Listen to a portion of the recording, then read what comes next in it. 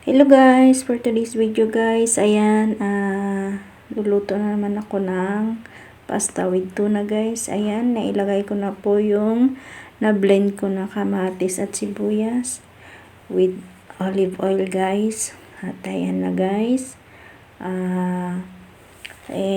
mikos-mikos lang natin guys, halo-halo lang natin guys, gisahin natin, lutuin lang natin ng saglit guys.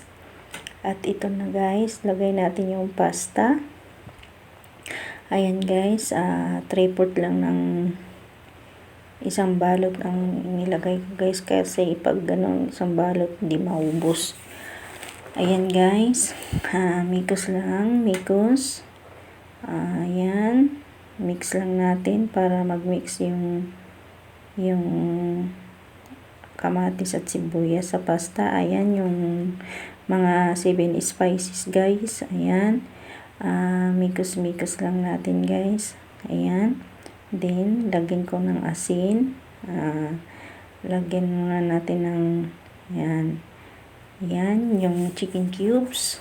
Ayan guys, nilagay ko na guys. At ayan, i-mix lang natin guys. Ayan, lagyan ko ng konting tubig kasi parang masusunog, para hindi masunog at ma-mix natin yung mga ingredients guys.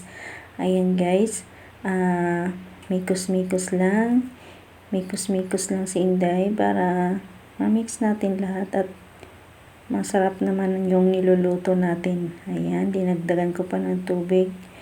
At ayan ang tomato paste, ilagyan ko ng tomato paste. Ayan guys, mikos na naman natin uli guys. Ayan, mix lang natin. Dagdag ko pa konting tubig para mag-mix yung mga ingredients. Ayan, mikos lang ni Inday guys. Ayan guys, mikos-mikos lang. Finally, nilagyan ko na talaga siya ng tubig. Ayan, halo lang konti. Ayan, para magka-mix-mix talaga yung ingredients. Ayan guys, then takpan muna natin guys. Ayan, at ito na po guys, konti na lang ng tubig guys.